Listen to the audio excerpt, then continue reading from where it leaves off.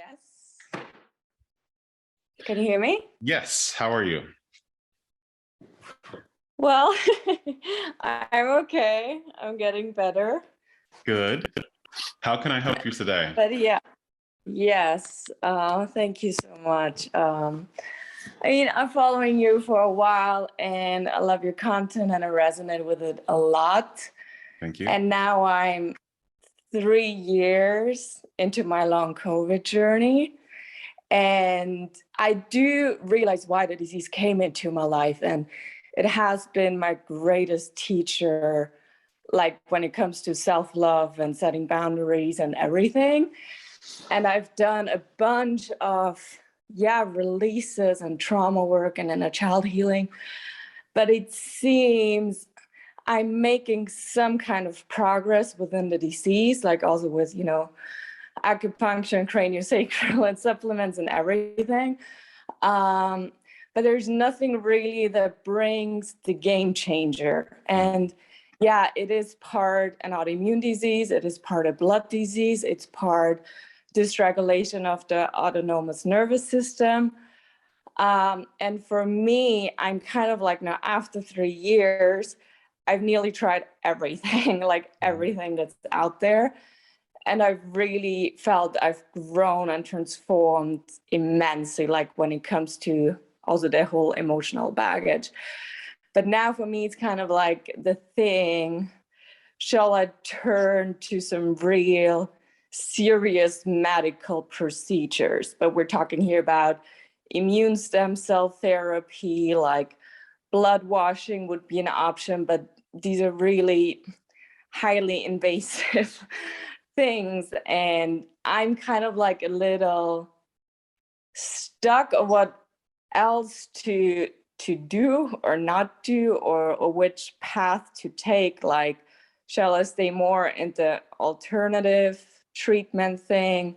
Shall I go more into the Western medicine stuff? Like after 3 years now, and the thing is, my body in a way improves quite a lot, and then I get the next COVID infection, or I get the next heavy flu, or because what this whole thing is, it also brings chronic immune system suppression. So it's kind of like I kind of improve and then I got knocked out again and I got beaten down again by the next virus. And this has been now continued over 3 years. And yes, I am improving, but it's not in a way that I can work again, that I can live my social life again, that I can do hobbies, that I can do sports or exercise. Like it's still, but I was nearly for a year in 2021 a care patient. So okay, so quickly, so I got enough background. So so your question, if you put it in one sentence for me, what would you say it is? What's the right path for healing this disease in the future? Okay, thank you. Victoria, Victoria, Victoria. Can you say your last name for me? Han, Victoria Han. Thank you. H-A-H-N.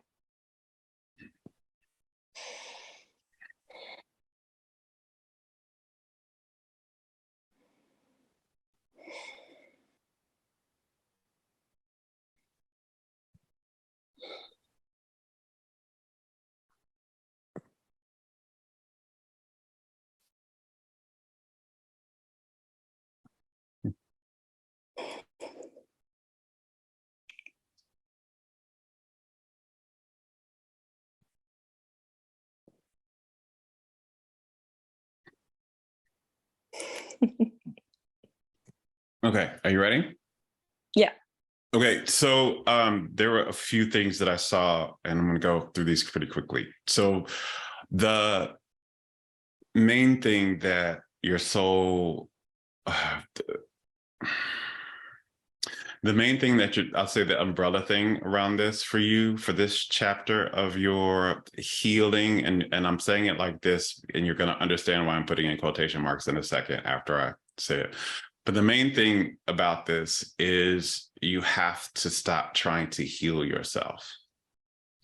And this is, and I'm going to get into why this is. And I know you and probably everybody else here is like, what are you talking about? This is why why we came here. We want to heal ourselves.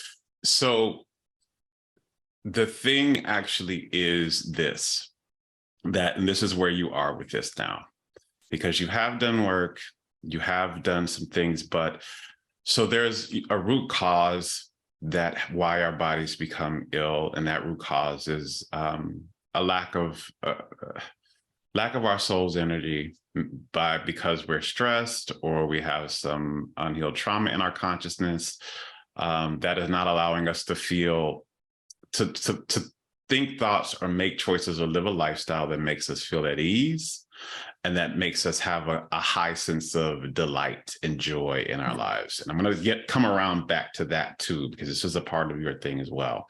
But that's usually the root cause.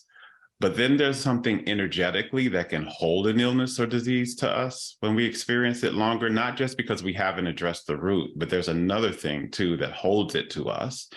And that is when we consistently are thinking we need to heal, and we become identified with somebody who is trying to heal, because what that does is it forms a truth about us. We have a truth that I am ill and that I am diseased. And there is something, well, actually, let me say it this way. It forms this belief in our consciousness that there is something wrong with my body. And when you have that belief, it has to continue to be true. Mm-hmm.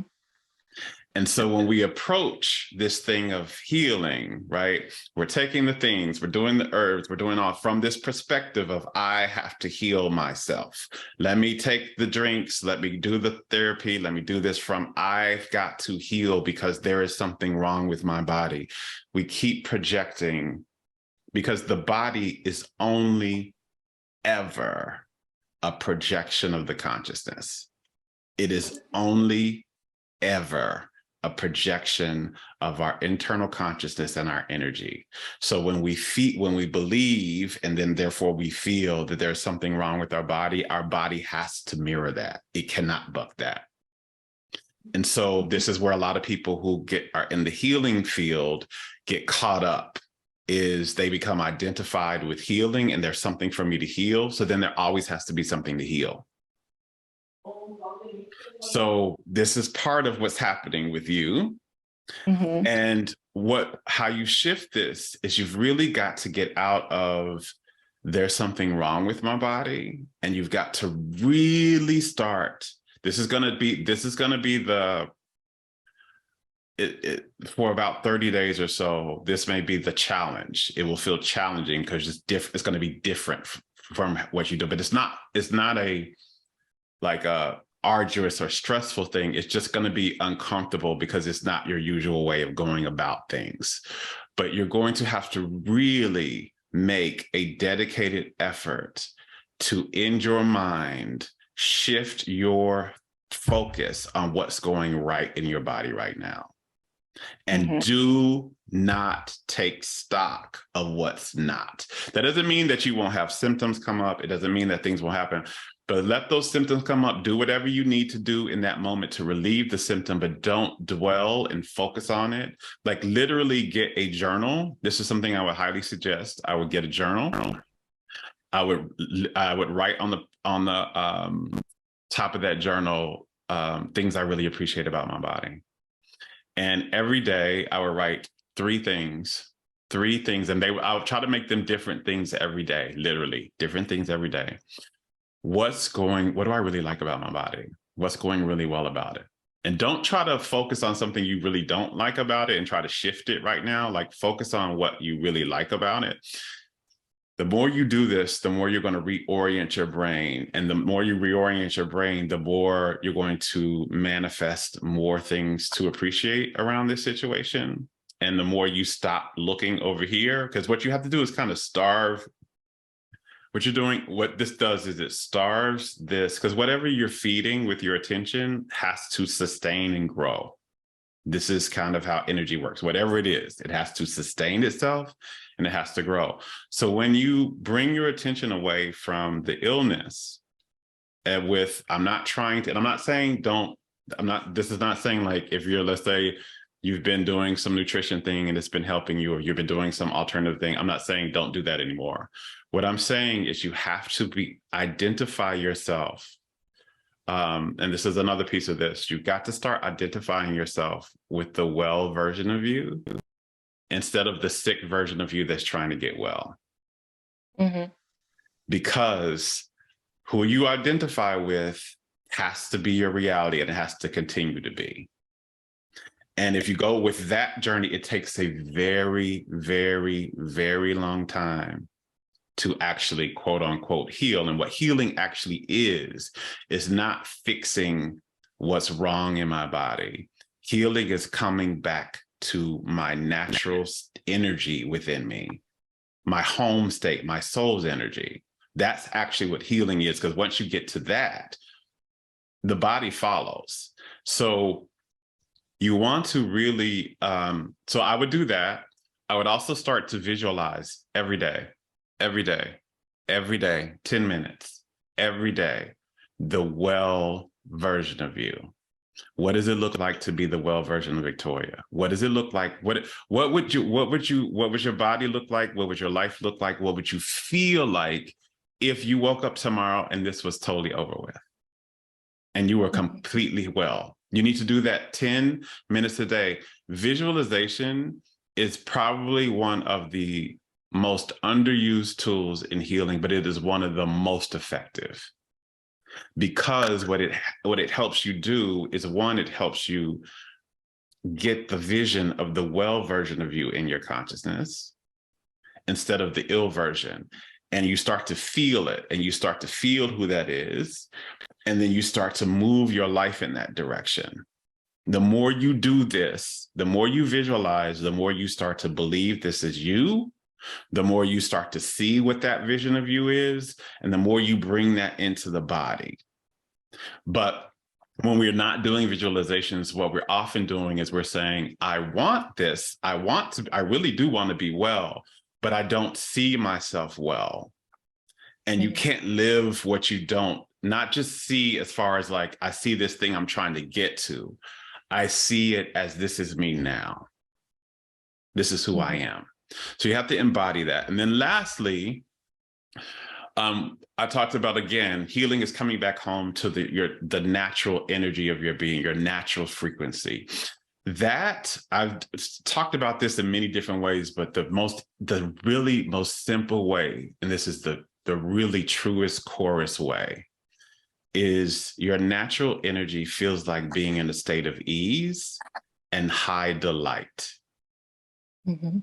Ease and high delight. Now, this is what I mean by this is it doesn't mean my body's necessarily at ease. I'm talking about my emotional state, what I'm thinking about. So even when I'm thinking about my body and my situation, is what I'm thinking about making me feel at ease?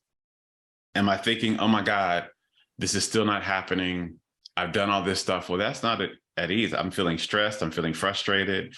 Can I think, what can I think instead in that moment when that comes up? How can I walk myself down in that thought? So you don't have to like completely jump out of that thought into something else. You walk yourself down from that thought that comes up into a more relief thought that gives you more of a sense of ease. And then tomorrow you walk that thought down to like step by step. So let's say I have, oh my God, this is not happening. I've tried everything. It's been 3 years. Well, I have made some advancements here. Some things I've seen have been going really well here. And I know I haven't tried everything. That I'm sure there's something out there. And I'm okay. I don't have to figure this all out right now. And there are some things that I can do. And my body is showing some improvement. And I really do like that. Right then, I'm more at ease. And I can just focus there. And I don't have to go any further than that. Right? I've just walked this down a little bit. The key, literally, is to walk yourself into a deeper state of ease every day. Every day, not the deepest state of ease you've ever been in, not perfect, but just more at ease than I was yesterday. In my thoughts, in the choices I make. So you're talking about the what's the right thing for me to do. So when energy field that I saw was what makes you feel more at ease right now. And what I saw in your energy field, and I don't want to give you the full thing because I want you to do this on your own so that you know how to walk the path of ease back into wellness. But what I saw was a combination of things. It was a combination of the alternative and a combination of the medical, but to choose the medical that you most trusted and most makes you feel at ease. There are some that are on their plate right now that you're thinking about that you don't have ease around, and I wouldn't go to those. Okay. Right. So ease is ease on down the road. That's a little quote from The Wiz. Ease on down the road. This is really the path to wellness. The other part of this is delight. You've got to really begin to live the life that makes you feel most alive. You still have some things in procrastination, I'm seeing. You're not moving towards them. And that is not what your thing is happening. I'm gonna end it here for you, but you have this thing, and this is again where your visualization and things are going to help, but you have this issue where you're waiting to be well to be happy. Yeah. And that it doesn't actually, and this is not a fault, because all of conditioning, all of society, all of culture has that narrative so heavily saturated that we believe this is how this works in the world, but it doesn't actually work like that. As a soul, you must travel the journey of happiness to get to happiness, and you must travel the journey of happiness to get to wellness.